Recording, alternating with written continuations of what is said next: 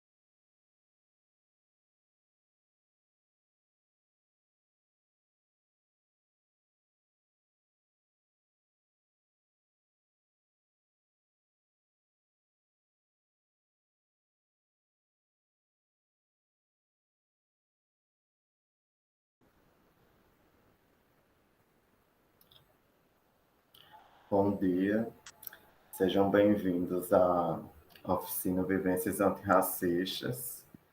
Nós estamos aqui no segundo módulo com o artista João Azevedo. E a gente deu o título para essa oficina desse módulo de Outras Usinas para Corpos Pretos, que a gente vai participar agora de um bate-papo com o João para pensar sobre essas produções que ele faz aqui no RN. João Azevedo, ele vive em Ceará Mirim, aqui no Rio Grande do Norte.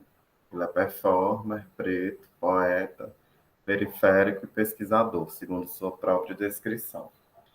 Também é integrante do Laboratório de Performance e Teatro Performativo do DEARTE da UFRN, licenciado em teatro e estudante de especialização em tecnologias aplicadas à educação no Instituto Federal de Educação, Ciências e Tecnologias do RN. Ele frequenta o acompanhamento de processos artísticos na residência Hermes Artes Visuais, ministrado por Nino Cais, Marcelo Amorim e Carla Chaim. Desde 2017, vem realizando exposições em espaços independentes e ocupações. Trabalha com diversas mídias tecnológicas, sendo elas vídeo, foto, instalações, e no momento vem investigando os movimentos de trabalho que são análogos à escravidão na contemporaneidade. Partindo dessa ideia de que temos outras usinas hoje em dia para os corpos negros, né? Nós temos esse trabalho de João que ele é bem diverso em materialidades, em formas de comunicar essas questões contemporâneas que recaem sobre os corpos pretos. Então, bem-vindo, João. É um prazer estar aqui trabalhando com você novamente. É colega de laboratório, a gente se conheceu na UFRN. Então, João, como é para você hoje em dia esse trabalho que você pega essas materialidades, que são materialidades do nosso cotidiano, né? Principalmente aqui Vamos dizer que você pega materialidades que são símbolos do povo potiguar e transforma elas. Primeiro, Renan, é um prazer estar com você de novo aqui, né, nesse momento virtual, a gente fazer outro trabalho junto. Vale ressaltar que hoje, dia 28 de janeiro, é o combate nacional ao trabalho análogo à escravidão na contemporaneidade. Então, esse momento hoje, estar dialogando com você a partir desses meus trabalhos que tem esse contexto, é muito simbólico para mim. Ótimo. Eu acho seu trabalho muito forte, porque, como a gente já conversou nessa preparação da entrevista, seu trabalho fala de questões que passam invisíveis na sociedade, né? Então, assim, você, enquanto artista, quando você expõe isso, então, assim, estão trazendo questões que afetam milhares de pessoas, mas que a própria mídia, a sociedade não vê isso, é silenciado, é apagado. E, assim, se a gente for pensar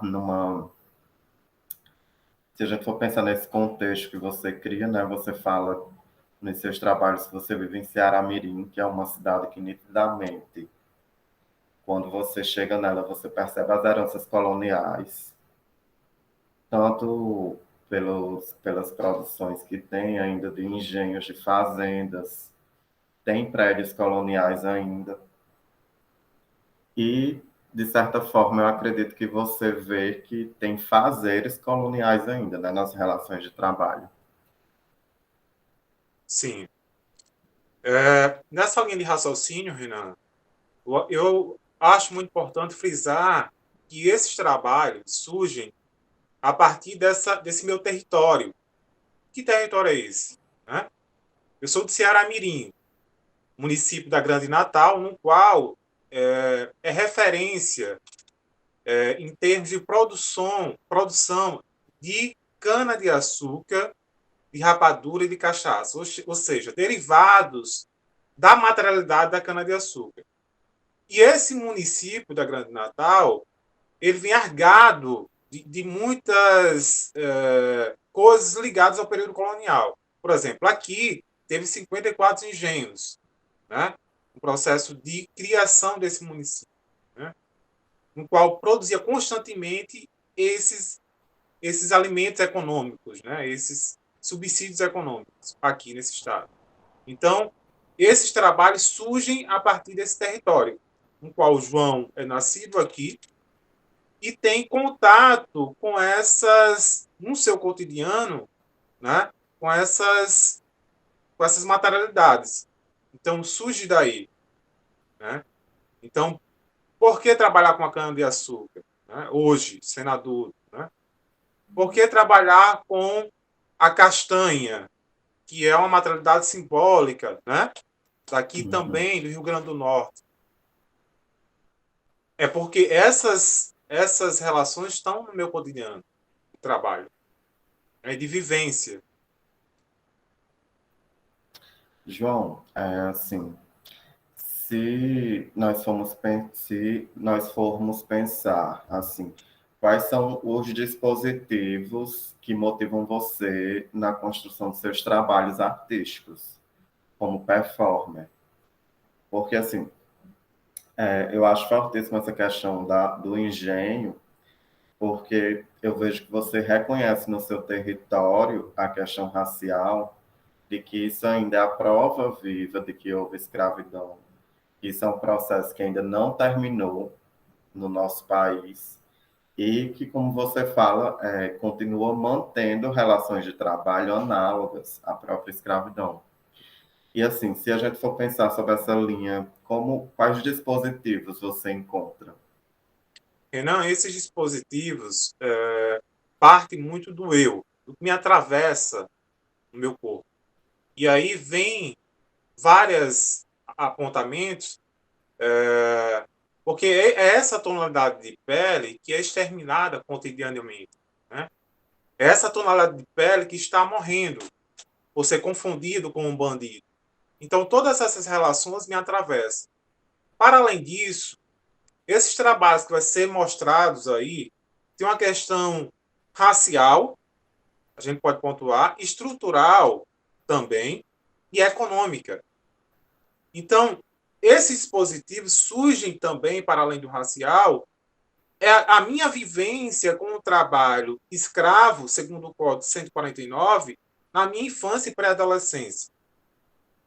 Então, são esses elementos que me atravessam e aí eu ressignifico essas ações artisticamente e produzindo uma arte politicamente engajada.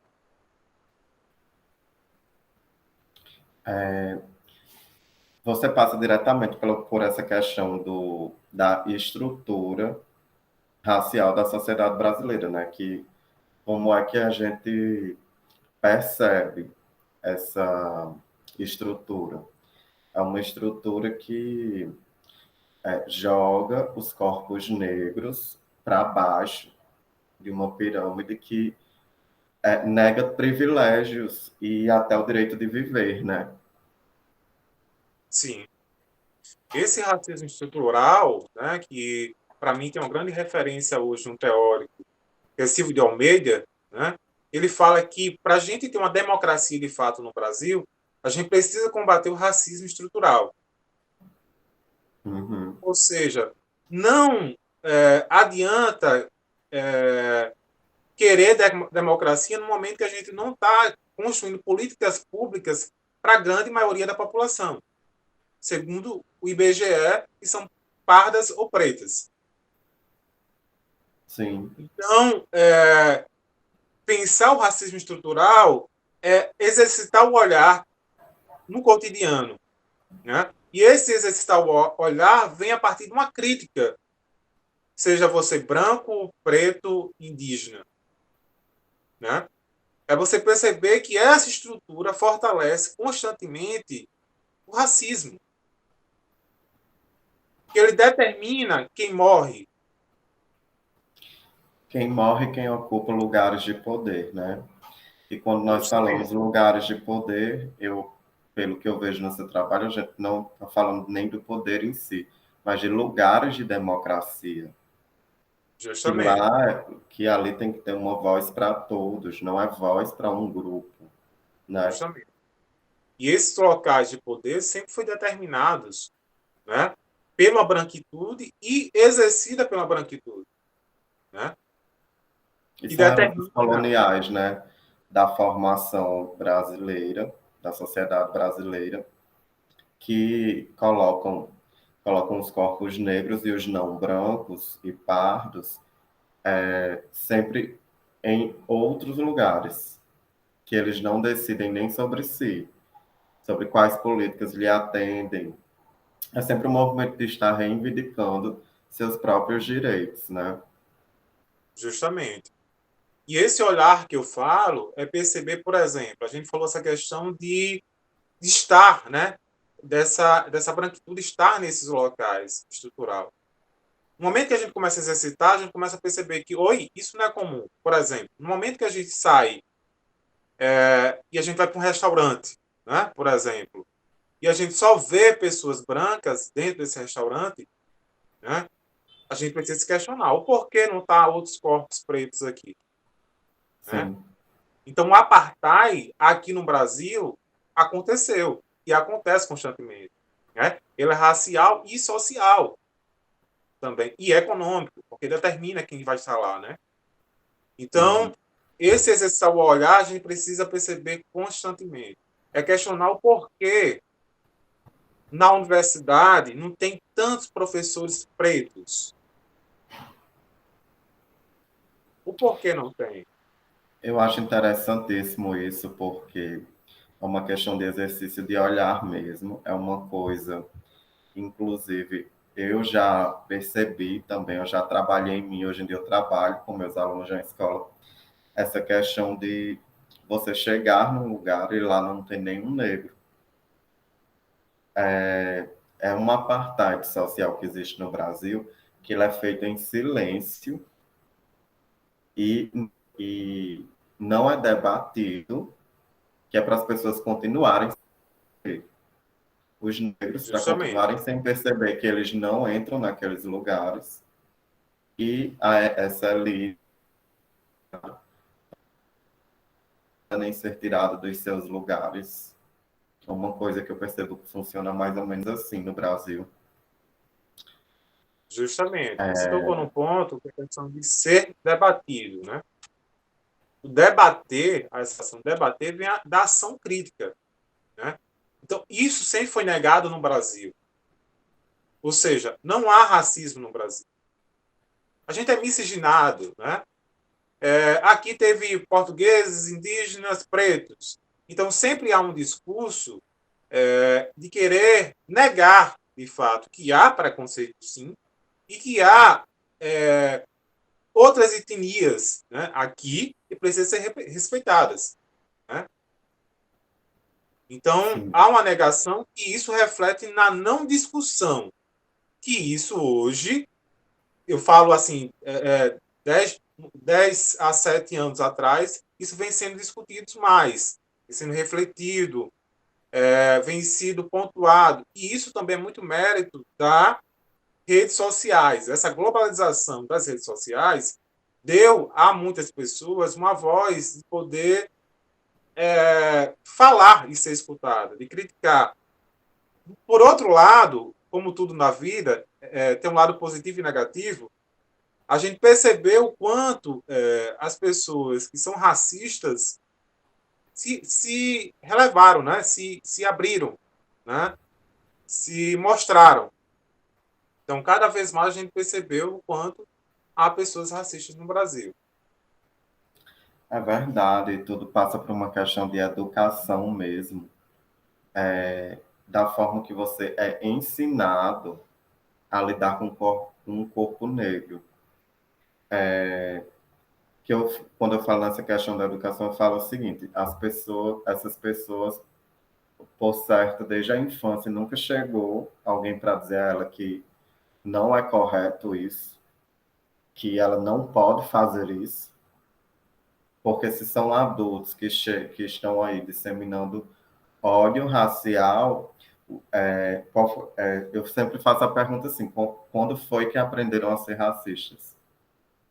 Justamente. E isso perpassa pela educação, e eu estou falando de uma forma ampla, né? Educação. E aí, como a gente forma as pessoas? Né? Assim, a gente nas escolas, né? E na nossa casa, nossa família, no nosso cotidiano.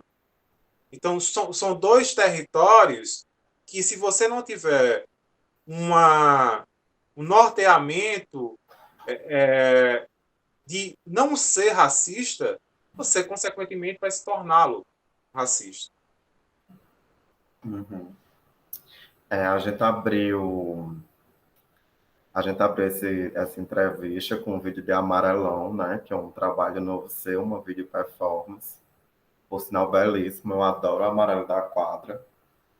Combina muito com essa série dos cajus que você está fazendo, que a gente mostra já já. E eu tenho uma pergunta aqui, né? Amarelão é um assentamento quilombola em Ceará-Mirim, certo? Não, é em João Câmara. Ah, João Câmara, né? Só que você já tinha comentado comigo, eu vi nesse seu trabalho de fuligem, né? Falando dos quilombos, e eu queria perguntar a você como você enxerga essas comunidades hoje.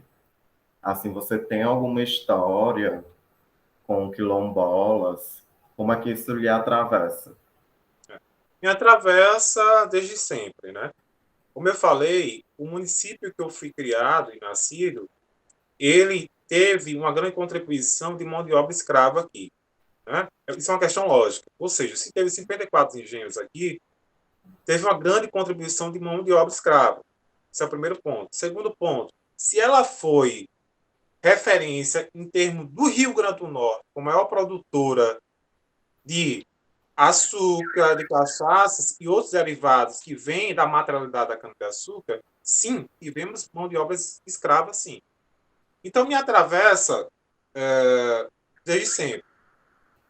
Para além disso, há uma questão que o meu pai trabalhou décadas na usina que funcionava aqui, que era de Geraldo Melo, né, que foi prefeito vários anos aqui, foi candidato a deputado no estado. E essa usina era a única acesso de trabalho que essas pessoas tinham aqui no município. Então, eu acho que mais de 50% das pessoas que moravam aqui, décadas atrás, era trabalhar nessa usina. Né? E qual era a situação de trabalho dessas pessoas? Né? Então, essa relação do quilombo, desde sempre. Para além disso, há um quilombo específico, e eu falo quilombo no termo de reconhecimento a partir da questão de Palmares, a instituição Palmares, né? Que é a comunidade quilombola de Coqueiros, que foi reconhecida como quilombola em 2017, então é bem recente, você percebe isso, porque até então as pessoas de lá, primeiro, não tinham o autoconhecimento de se enxergar como pessoas descendentes de quilombolas, né? E pessoas que foram escravizadas. Então, a relação das pessoas com esses termos, primeira coisa, era desconhecimento. As pessoas não conheciam. E segundo, havia uma negação dessas pessoas. Porque o racismo estrutural faz isso. Para além de matar as pessoas e outras coisas, ela entra numa questão bem pessoal sua, que é você se auto-negar. Sim. De você Leva auto ao não apagamento do seu corpo cultural, né? De onde isso, você isso. De você ali não das se suas raízes. auto-enxergar. Justamente. E essas pessoas sempre negavam. Então, essa comunidade é reconhecida na instituição Palmares como quilombola. Como eu vejo hoje a relação dos quilombos, eu vou falar especificamente desse daqui de Saramirim, que tem uma aproximação, meu pai vem de lá, no qual eu passei minha infância, minha pré-adolescência, e está implicado dentro de Saramirim. A gente não pode falar do quilombo daqui sem falar de Saramirim. Porque pensar quilombo hoje, para além do conceito do que é entender que há outro tipo de quilombo hoje na contemporaneidade. Sim. Essas pessoas hoje, a grande maioria tem que ir para a cidade para poder vender as suas mercadorias que vêm da agricultura, agropecuária, a grande maioria. Né?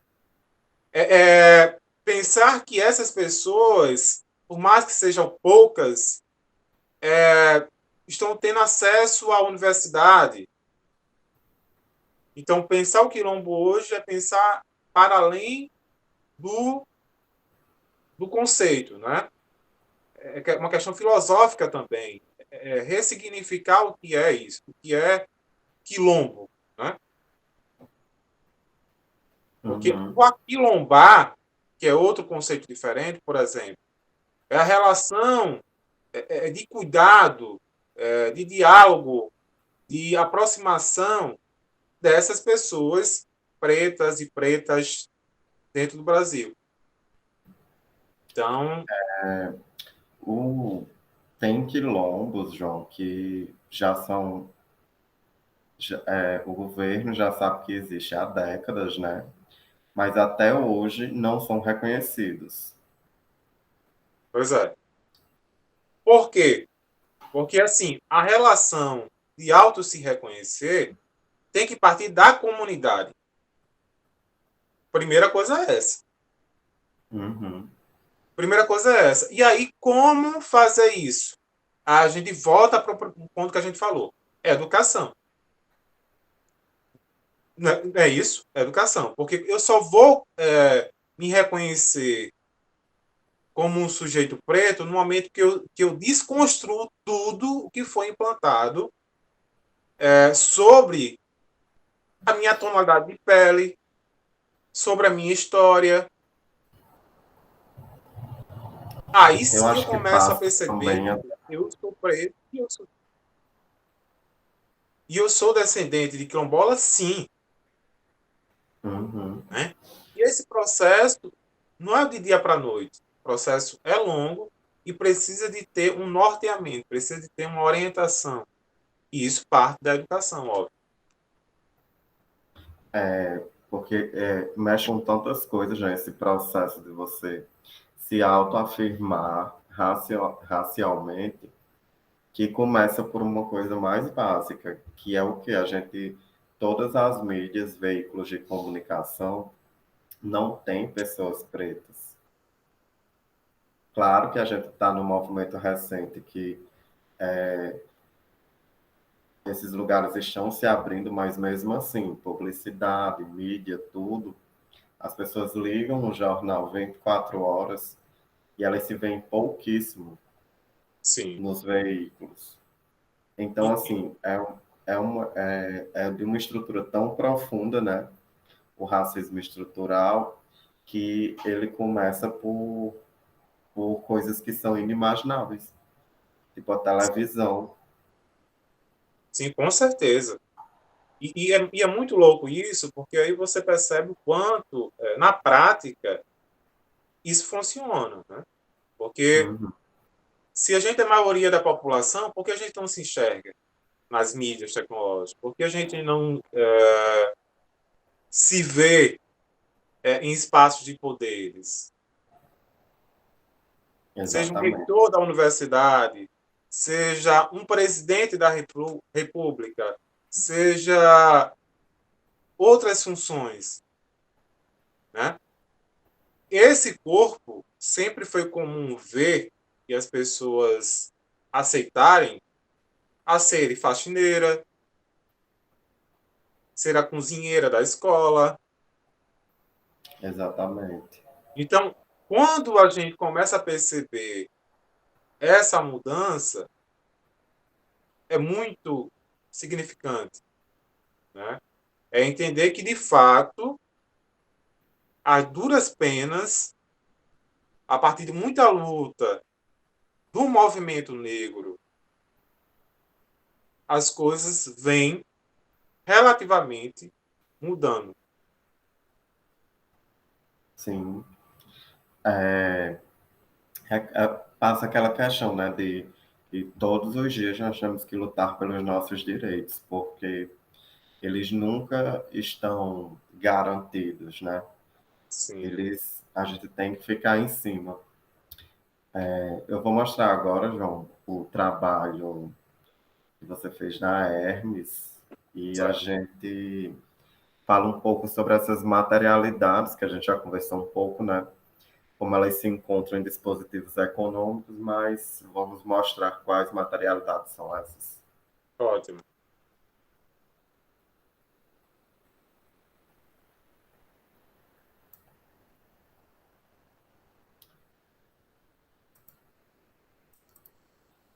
Tá aparecendo aí?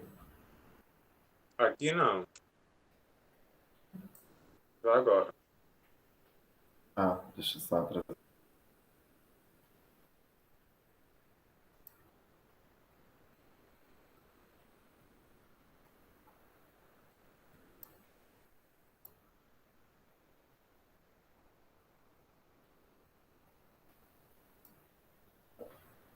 Agora está.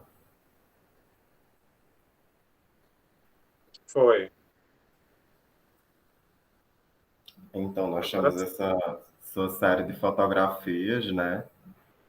Dessa série Cultuar, que você está falando, fazendo para a Hermes. Você poderia falar um pouco, João, sobre esse trabalho, como apareceu o convite? Sim. Primeiro, foi muito, para mim, muito significante ter tido a oportunidade de ser selecionado nessa residência e acompanhamento de processo artístico do Hermes Artes Visuais. Eu participei de processo, né, via redes sociais, no site, e fui um dos selecionados.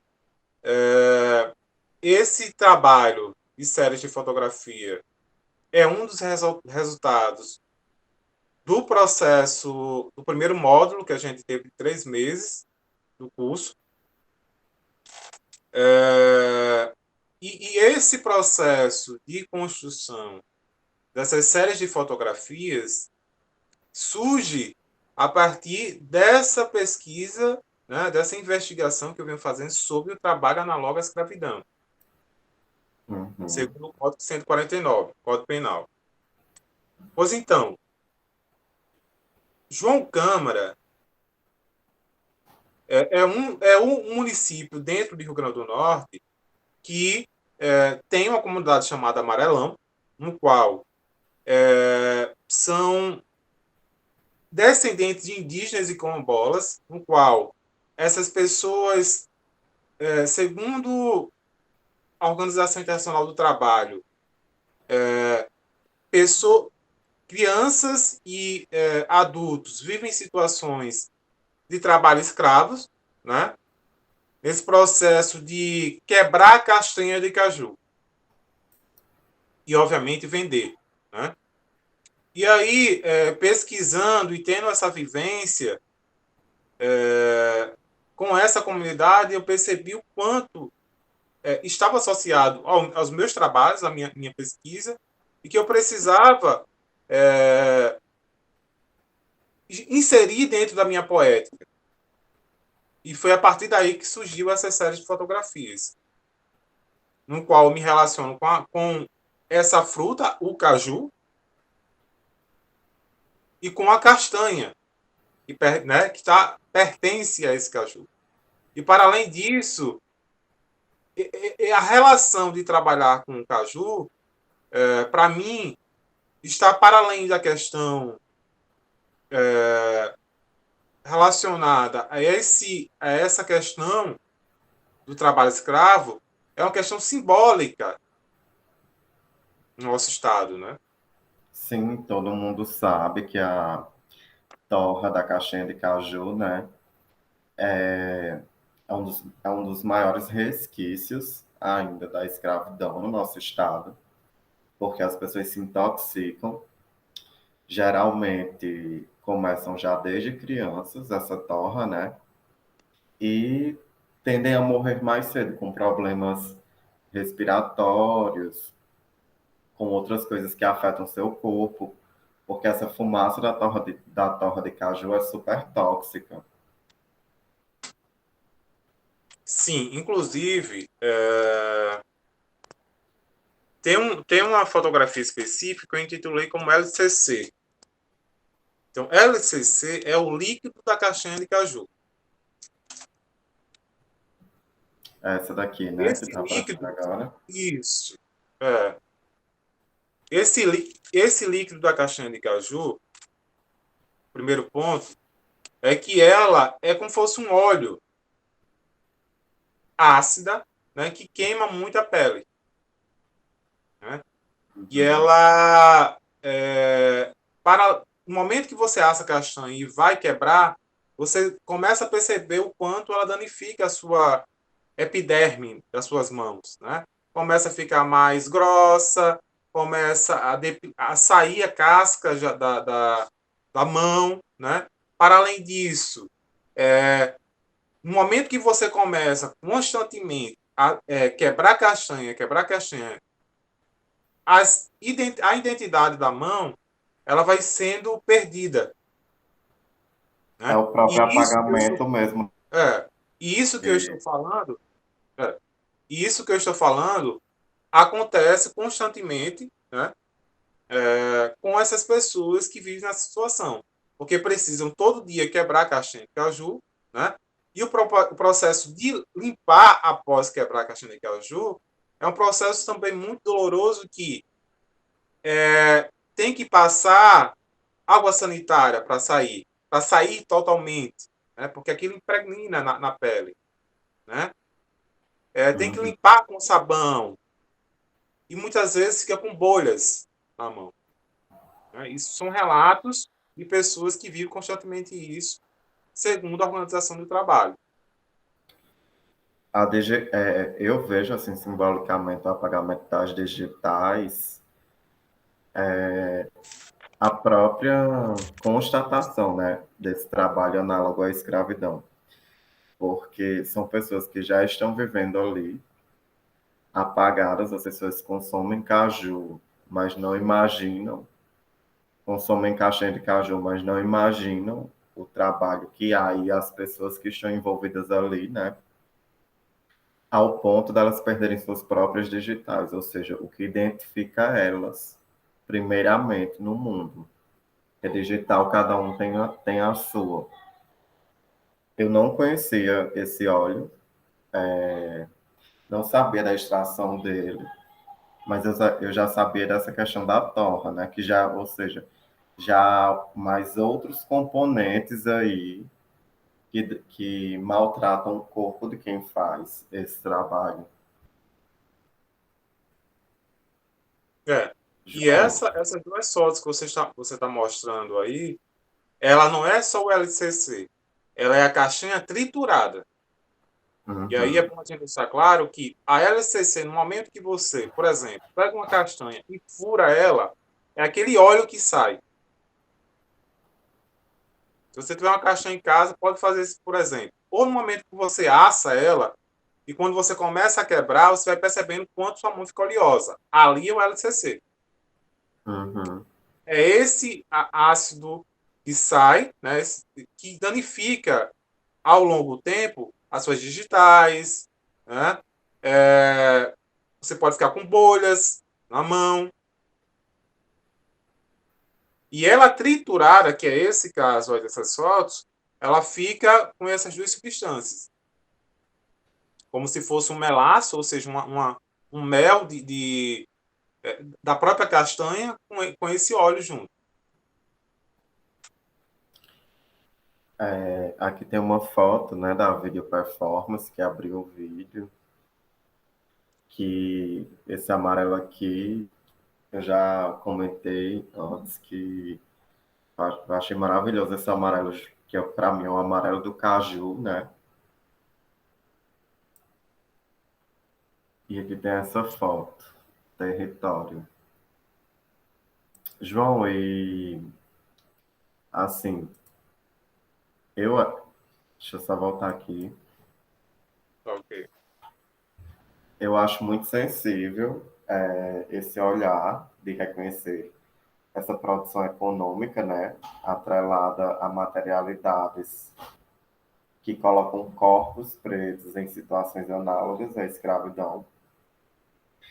E eu fiquei pensando assim,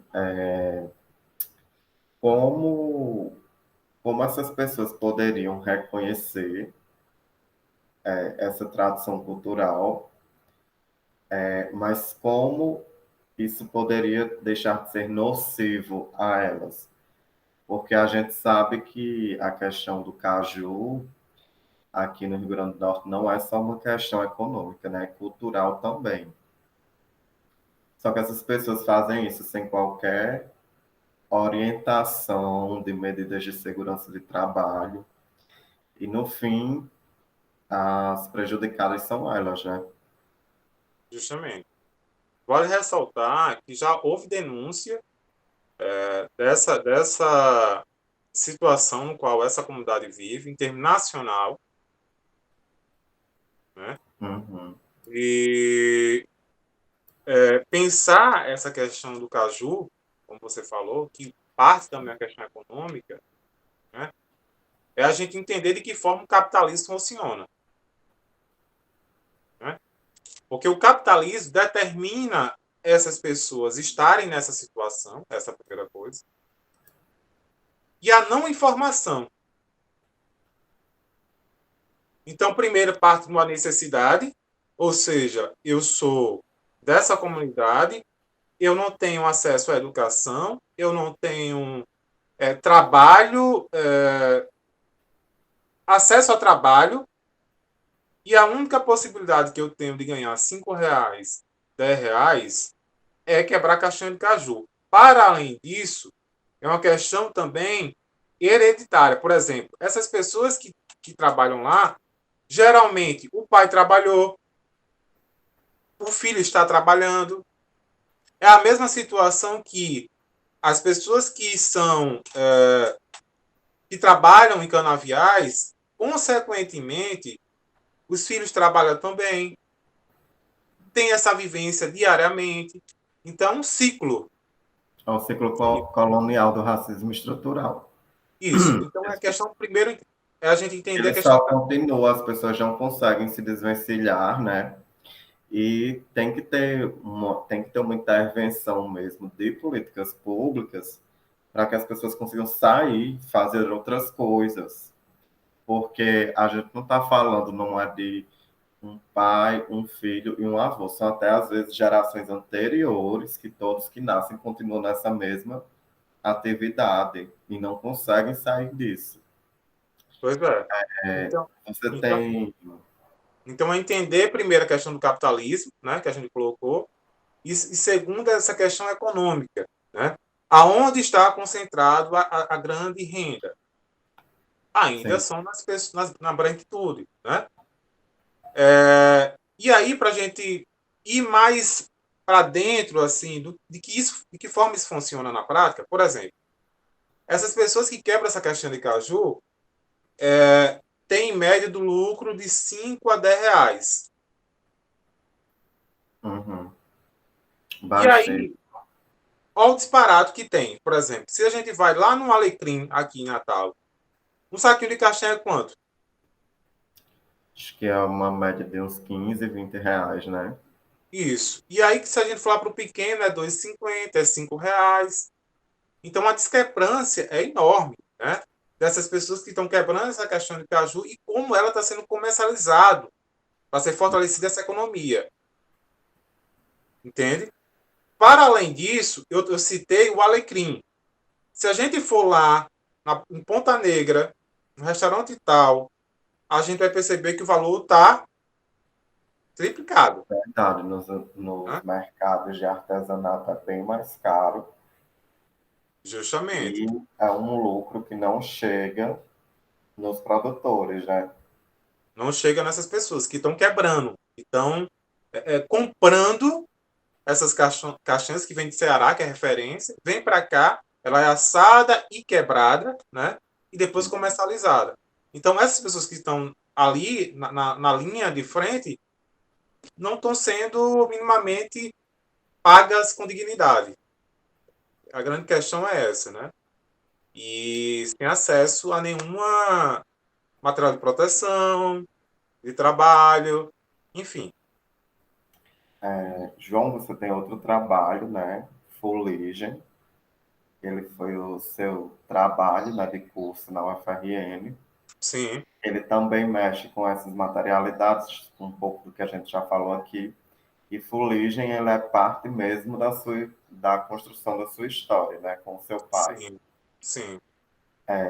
Você fala dos campos de cana-de-açúcar, de Ceará Mirim, no trabalho, e eu queria perguntar assim, como foi para você essa imersão, né, em Fuligem? Porque você foi para dentro da usina, né? Você foi para dentro do campo, ver esse trabalho. Só que você foi em outro lugar. Você foi num lugar de pesquisador, de uma pessoa que conseguiu quebrar o ciclo. Como foi assim essa experiência para você?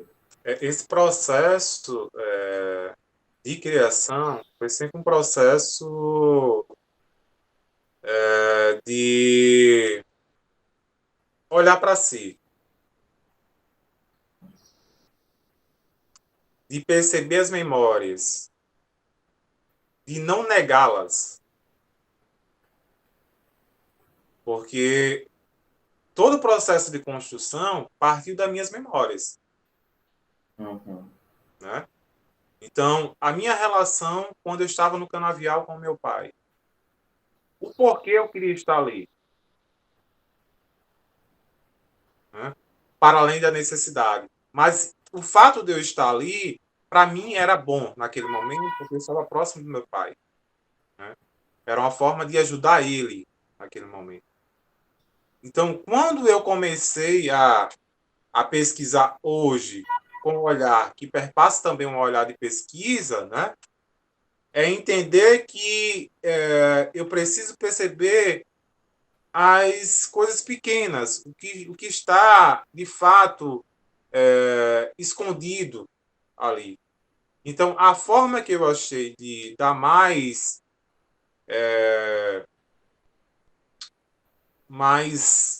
credibilidade, eu acho, assim, não sei se é essa palavra, mas assim, mais entusiasmo para mim pesquisar foi vivenciar esse espaço. Ou seja, eu comecei a fazer pesquisa de campo.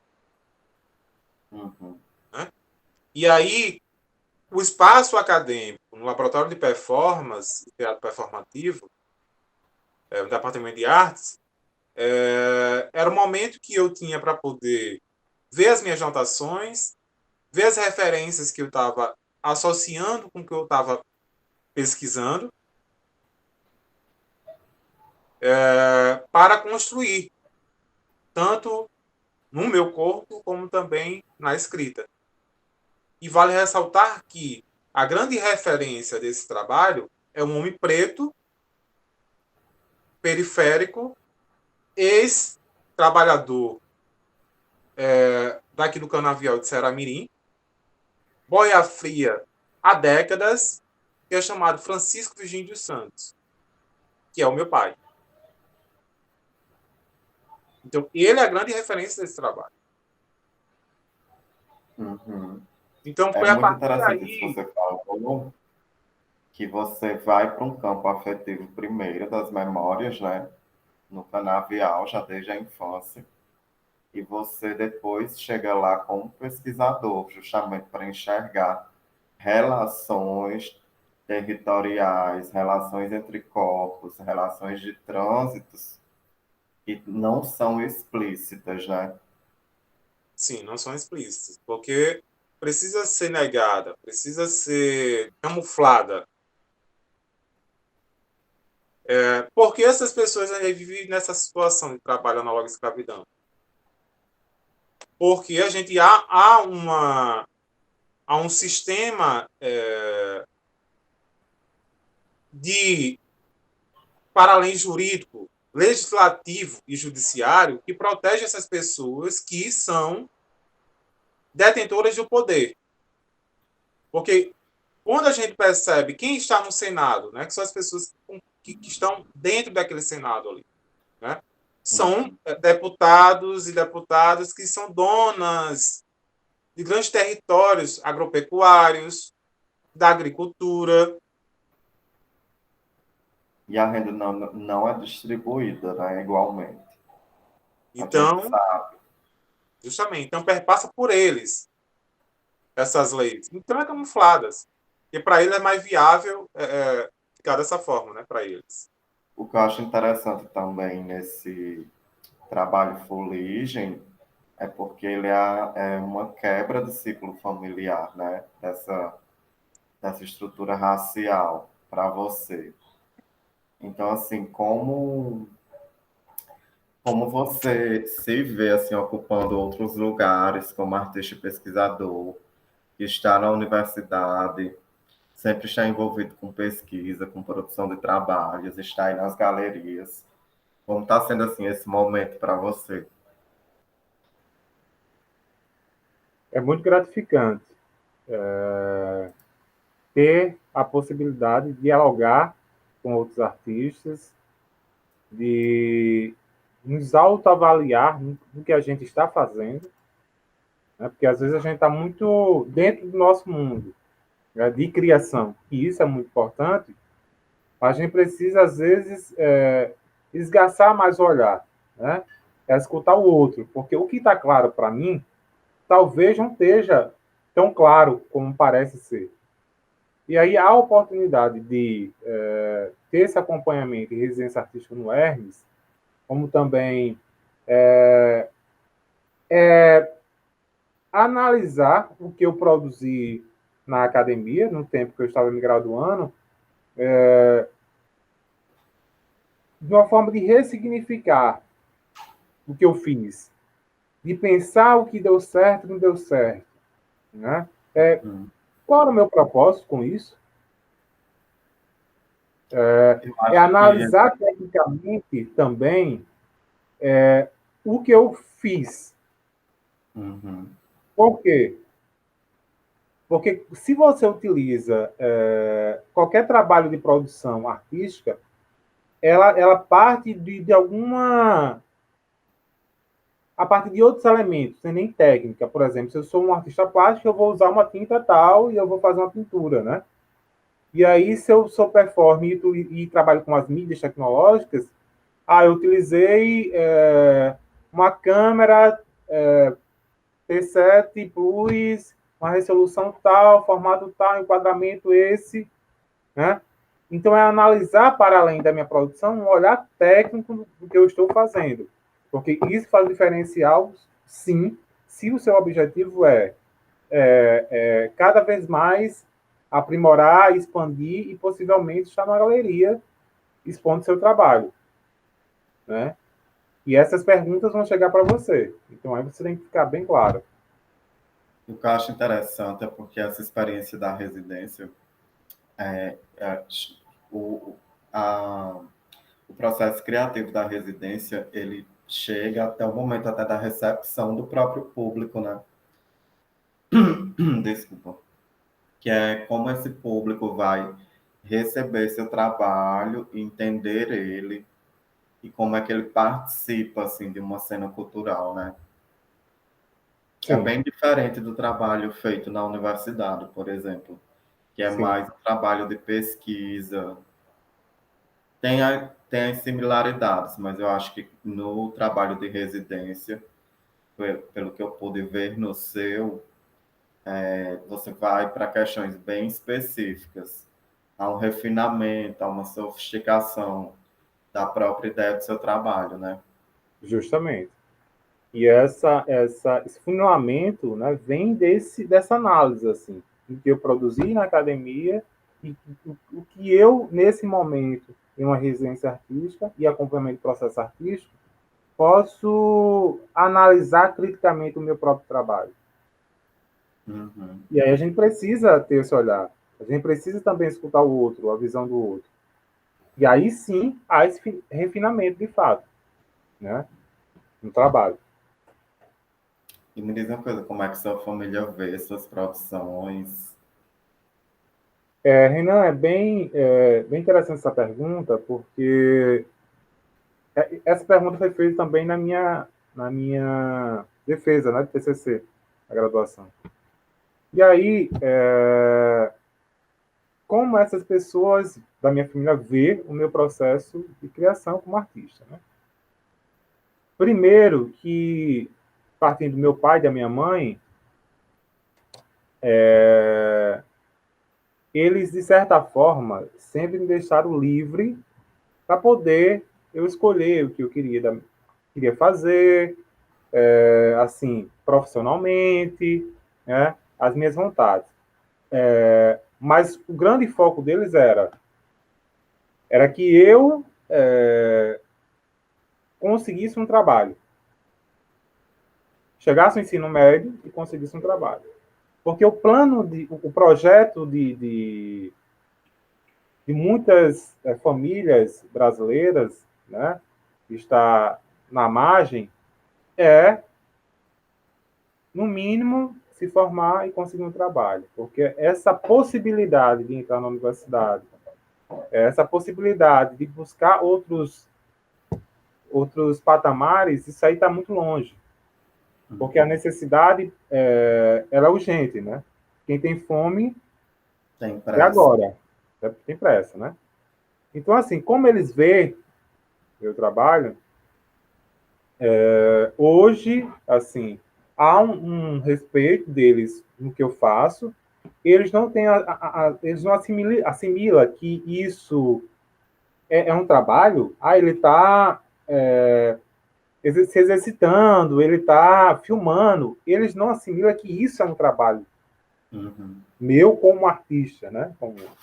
Minha mãe estudou até a quinta série, meu pai não estudou. Então, ambos são pessoas analfabetas, né? E eu acho que aí nessa questão entra num debate da questão das políticas públicas, né?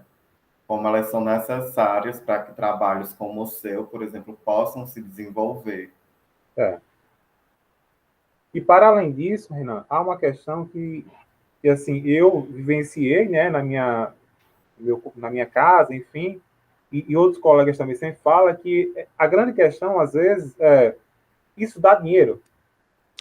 Uhum. Porque se dá dinheiro, está tudo certo. Entendeu? Então, sempre o propósito, o objetivo, assim, da meus pais era que eu minimamente se terminasse e que conseguisse um trabalho, né? Conseguir um trabalho. Né? Então, como eles assimilam isso, às vezes ele não entende que esse processo de criação faz parte do meu trabalho como artista e como professor também, né? Então, é sempre um processo de explicar mesmo, assim, de trazer informação. Ah, pai, isso aqui é meu trabalho, eu estou fazendo essa entrevista com você porque faz parte da minha pesquisa e finalização do curso. Eu estou tirando essas fotos, mas é para eu entregar à professora. Né? Então, é para eles entenderem que isso faz parte do processo. Isso eu não estou fazendo, sabe, por fazer. João, e assim como é para você, nós sabemos que as universidades até pouco tempo eram lugares somente de branquitude. Ainda é muito evidente, mas já houveram mudanças. O campo da arte é a mesma coisa, o mercado da arte ainda é dominado pela branquitude, porque eu acho que a formação em arte no Brasil bate muito nessa questão no estudante de arte, que é justamente você se forma em arte e como é que você se sustenta depois. No caso, a gente que tem formação em universidade, a gente não é formado para ser artista, a gente é formado para ser professor de arte. Só que lá nós temos a opção de passar por disciplinas, laboratórios, entrar em coletivos, grupos que nós desenvolvemos processos, né? Então, assim, nossa formação em arte, ela é acadêmica, querendo ou não. Nós procuramos outros tipos de formação, residências, cursos, nossas próprias produções. Mas, assim, como você pensa essa questão ainda que são lugares que é a branquitude que domina esses meios de produção em arte? Sim. Quando a gente fala no campo da arte, a gente está se falando da gente. Eu, você, somos artistas. Né? E esse campo da arte, ele precisa de nós, que é nós que produz. Uhum. Tá? Realmente, esse ponto que você falou, que a gente se forma como um professor, um docente, não como um artista na academia, realmente é fato. Né?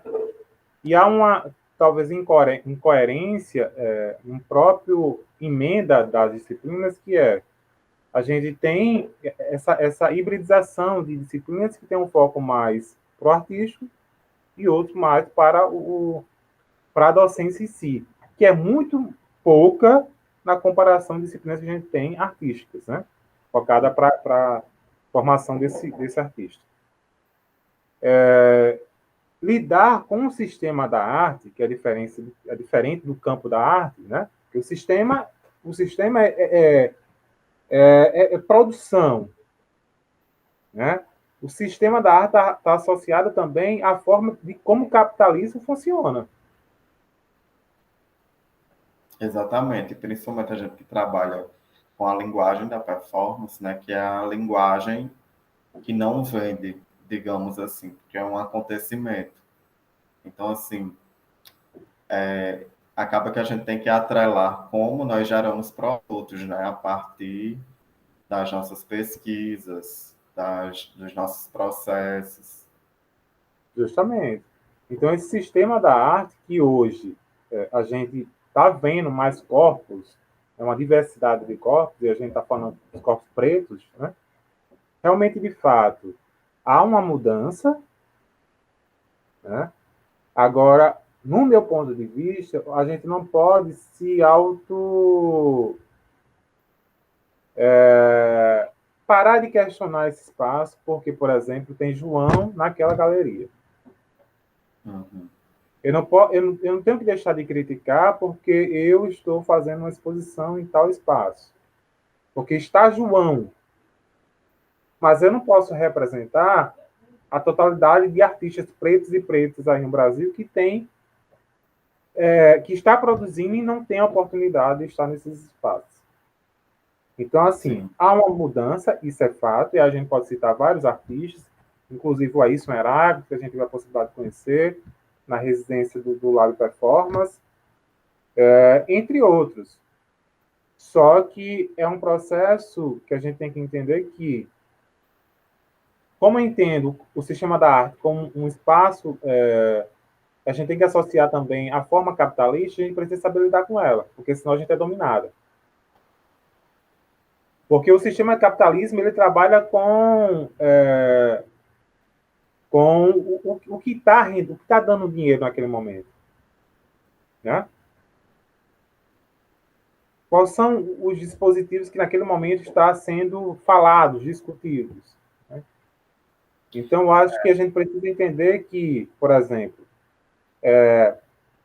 o que a gente trabalha não é temática, né? Não é temática que eu trabalho. São questões que atravessa o Renan, que atravessa o João, né? A gente utiliza dispositivos e aí dentro da nossa particularidade, da nossa subjetividade como artista, a gente reconstrói, né, as nossas obras a partir das nossas referências. Mas é sempre um processo de saber como lidar com isso, saber lidar com esse sistema de galeria de arte. E é muito complexo, porque é produzir constantemente, é estar em alta constantemente, né, para cada vez mais ser valorizado o seu trabalho, a sua obra, mas é muito significante, né? Está É bem também dentro do interessante isso que espaço. você está falando, porque eu penso que às vezes esse sistema do mercado de arte reflete institucionalmente fazeres coloniais, né? De Sim, produção, arte, se a gente for pensar arte como produção. Mas, ao mesmo tempo, a gente também faz arte anticolonial dentro do próprio sistema, né? sim. E essa arte anticolonial, ela perpassa por uma ressignificação. Como assim? A performance Game Color, aí que tem no site, ela surgiu a partir da obra de André, né, intitulada O Jantar. Deixa eu projetar aqui. E aí eu visualizei, melhor dizendo, essa imagem, né, no livro de História da Arte, e aí eu fiquei pensando de que forma eu posso produzir uma arte anticolonial. E no meu ponto de vista, ser anticolonial é ressignificar tudo que está estruturado. Ou seja, eu como um performer, aquela ação da baronesa entregar a comida ao menino, né, escravizado, para mim ali foi o ponto-chave para poder construir o meu trabalho. Sim, Ou é seja, é uma. mudar as ordens. É, exatamente, você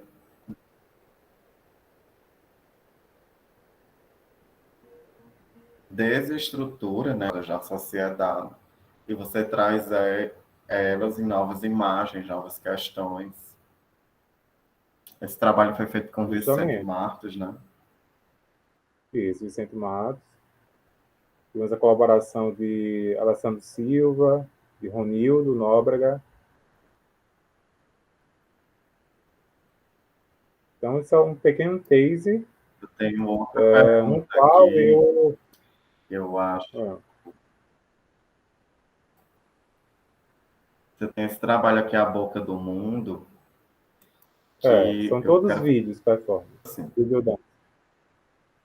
sucos, frutas, sementes, mastigação, resíduos, líquidos, muitas materialidades da natureza são presentes no seu trabalho. De que forma você sente assim, a sua relação com o corpo quando você se apropria dessas formas, dessas cores, texturas? a boca do mundo ativo.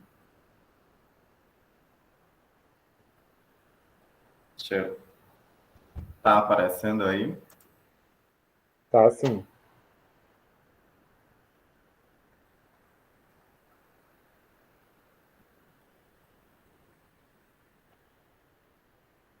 Em 2019, né? No final da sua graduação.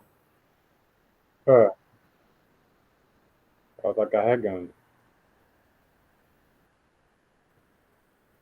Como foi o processo de construção? O processo de construção surgiu a partir da minha vivência no Museu Guaporé, aqui em Ceramirim, no qual esse espaço era da família tradicional, né? Dono do canavial. Então, esse espaço hoje vive abandonado, esse espaço, e a partir de vivências naquele espaço, eu fui percebendo e sentindo o que me reverberava, né? No meu corpo, aquele espaço. Seja pessoas que foram escravizadas naquele espaço, seja a relação de poder desse dono do engenho. E aí eu comecei a trazer elementos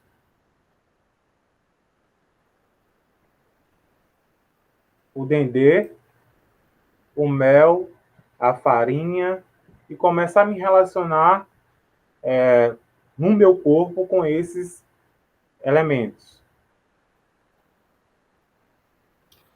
Nesse outro trabalho aqui, quadro negro, né?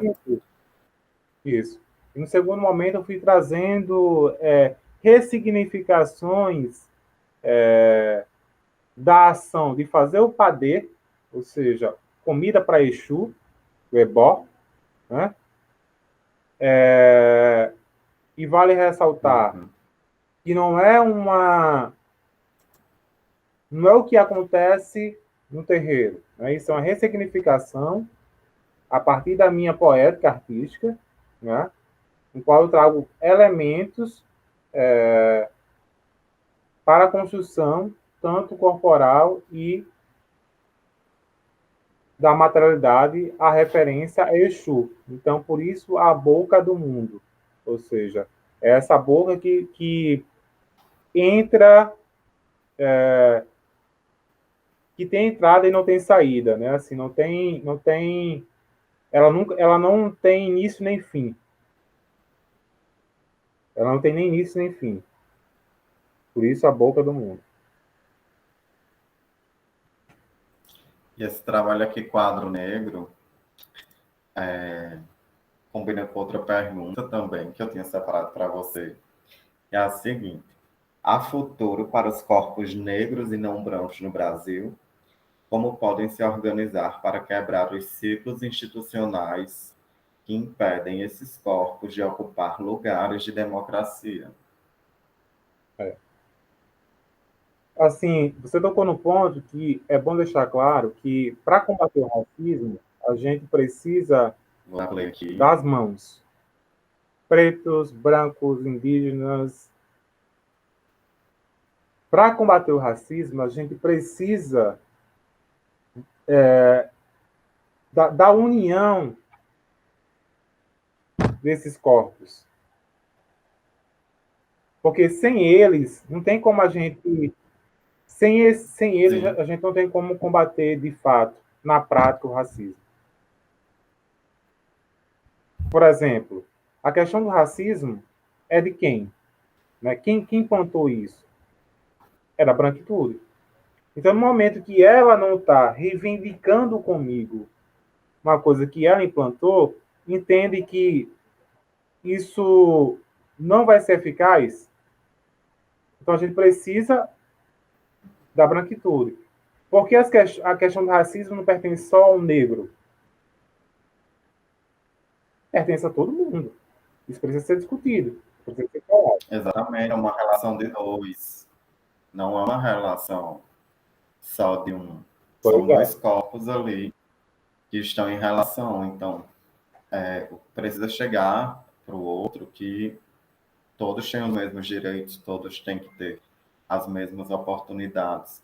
E não é uma questão de privilégios, não. Privilégios a gente já sabe que um certo grupo tem. A gente precisa que todos tenham direitos iguais. pois é. E aí a gente precisa combater junto isso, né? Eu acho muito pertinente essa performance 4 negro, porque quando pergunta quantos professores negros você já teve na universidade, a gente pega um lugar que é atacado, né, como a universidade, é um lugar de produção de conhecimento, é um lugar que tem professores, que é uma profissão que, dentro do institucional do país, é desvalorizada, e mesmo assim, na universidade, a gente vê essas disparidades, as desigualdades sociais, porque nós encontramos pouquíssimos negros dando aula, ocupando esses lugares. Então, assim, o que é que está ficando para trás? Pois é. Se não está chegando na universidade, é porque não está saindo, às vezes, nem do ensino fundamental, nem do ensino médio. E quando sai, não vai ocupar esses lugares de formação. Vai ocupar quais empregos? É. E aí é bom frisar também que dentro dessa linha hierárquica, né, assim, de trabalhos, a profissão do professor acadêmico da universidade, ele está naquele pilar, na ponta desse pilar, né? Uhum. E aí é como você frisou, por que não chega na universidade? Porque às vezes não consegue nem fazer nenhum ensino médio, nem ensino fundamental. Primeira coisa é essa. E aí conseguiu entrar na universidade, consegue fazer o mestrado? Porque para ser professor da universidade, no mínimo tem que ter um mestrado, né? E tem universidades que já querem doutorado. Então, assim, vamos lá. E aí, todo esse processo que é necessário a gente percorrer para poder chegar até ser um professor da universidade, isso sempre foi negado para essas pessoas, né? E no momento que ela chega até a universidade, querem podar que eles já conseguiram, né? Então, para que ter bolsa, cotas raciais na pós-graduação, por exemplo? Né? Se eles já conseguiram cotas raciais na graduação.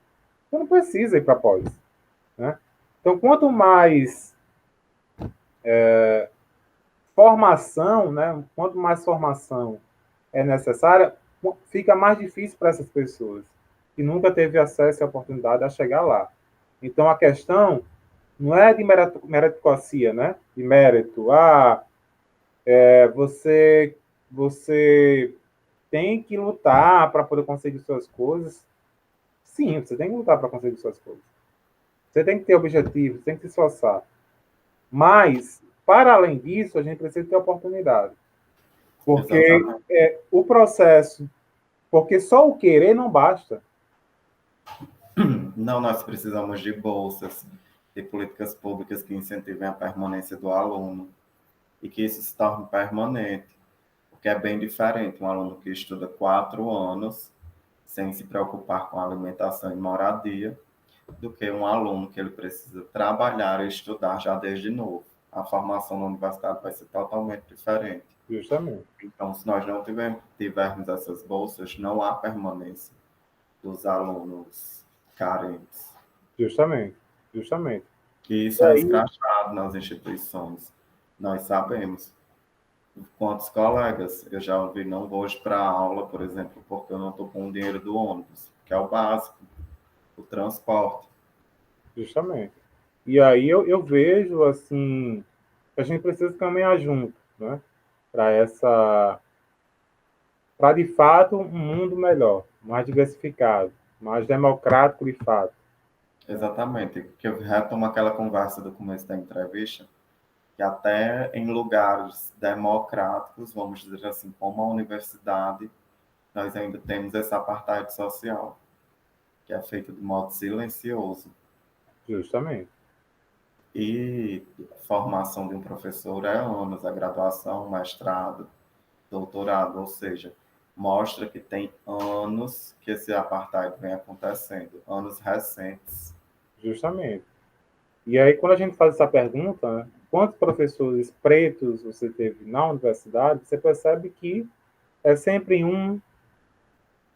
nenhum. E aí a gente tem que exercitar esse olhar que isso não é normal. Uhum. Isso não é porque essas pessoas não querem chegar lá. É porque alguma coisa está acontecendo na estrutura. É porque umas pessoas têm mais oportunidade de chegar até lá e outras não. O que a gente está colocando é isso. Entendeu? João, para encerrar a entrevista, eu tenho uma última pergunta. Lembrando que hoje é dia 28 de janeiro, que é o dia que pede o fim do trabalho, né, escravo. Combate ao trabalho. Então, eu trouxe a seguinte pergunta. Em 2021, a Declaração Universal dos Direitos Humanos completa 72 anos. De que forma os seguintes artigos se ancoram no seu trabalho, visto que você expõe materialidades que são relacionadas a situações análogas à escravidão, mas que são mantidas e apagadas pela sociedade. Então, eu trouxe o artigo 4 da Carta de Direitos Humanos, que diz: ninguém será mantido em escravidão ou servidão. A escravidão e o tráfico de escravos serão proibidos em todas as suas formas. E o artigo 5, ninguém será submetido à tortura, nem a tratamento ou castigo cruel, desumano ou degradante.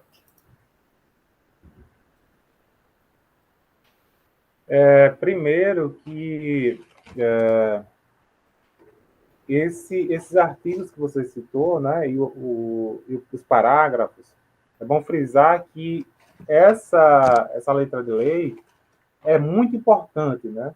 Ela é referência para para outros códigos, para outros artigos e parágrafos que possibilita o ser humano ter mais direito, enfim. O que eu vou ressaltar aí, diante do que você comentou, é que para cada lei há brechas para isso. Né? A gente tem que pensar dessa forma.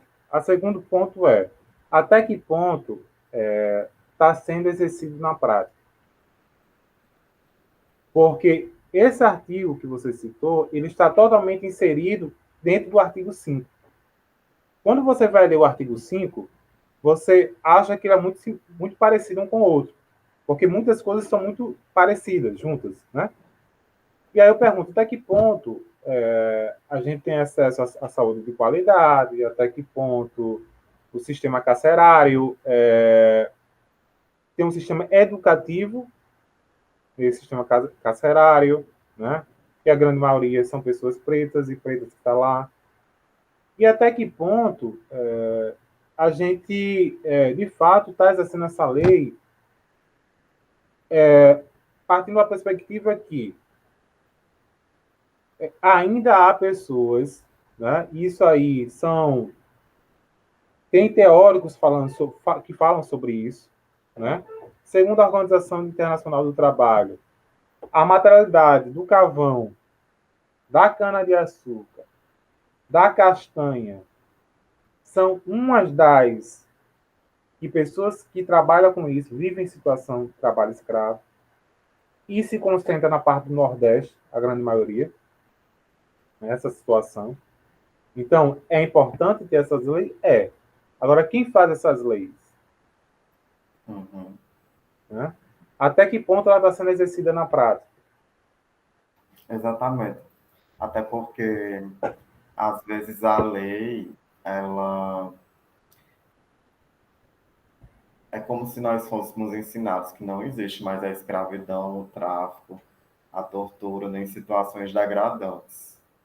da maneira, é, vamos dizer, de maneira escrachada. Então, a lei, junto com a mídia, às vezes eu vejo que traz imagens de refinamento, que é o quê? Você vai continuar numa situação análoga à escravidão, com um pouquinho mais de direito, mas ainda continua sendo degradante.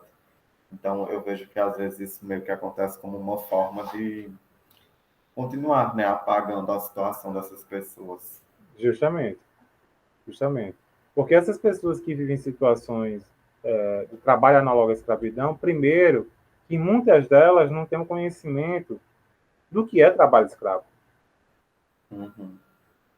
Porque para elas, se você perguntar, para algumas vai dizer, não, para mim não é trabalho escravo.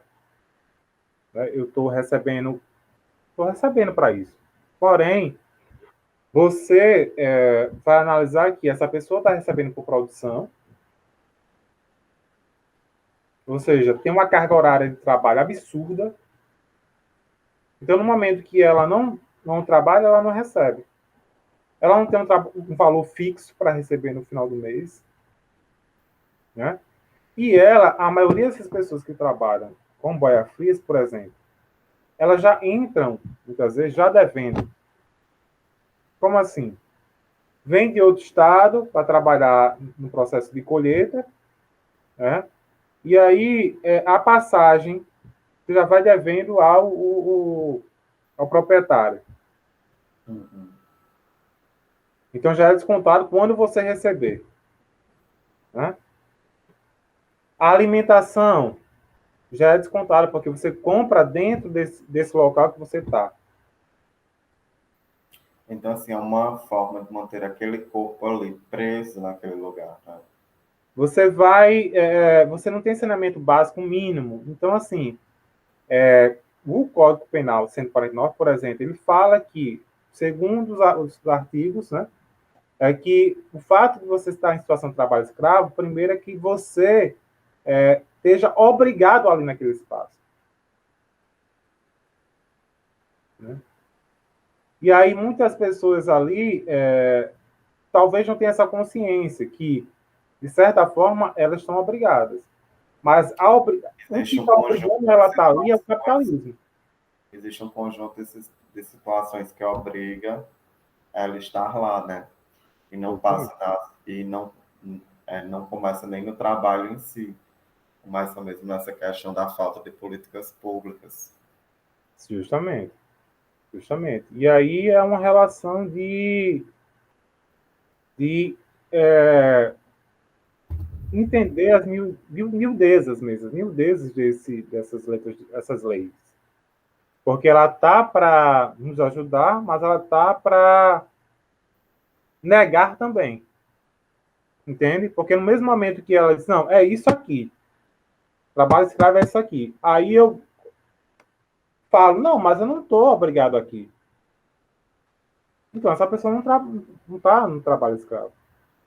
Então, são situações que a gente precisa cada vez mais ter o senso crítico, assim, e perceber de que forma funciona essas leis que estão para favorecer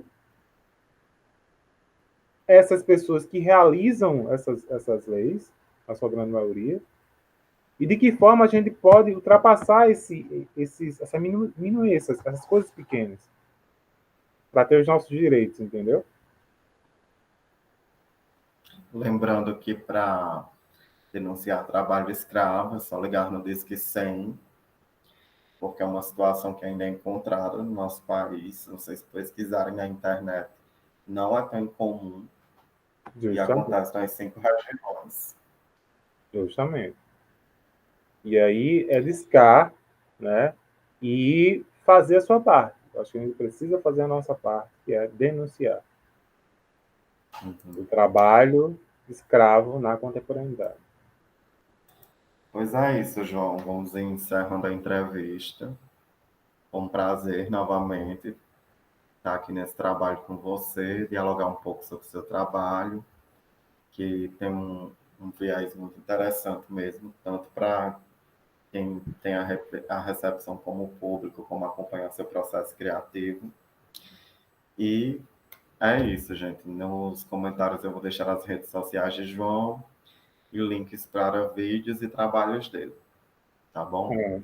Gostaria de agradecer, Renan, pela oportunidade. Cada vez mais, quando a gente tem esse acesso de dialogar, né, de falar sobre o nosso processo artístico, a gente aprende cada vez mais e falar de um ponto que é importante, né?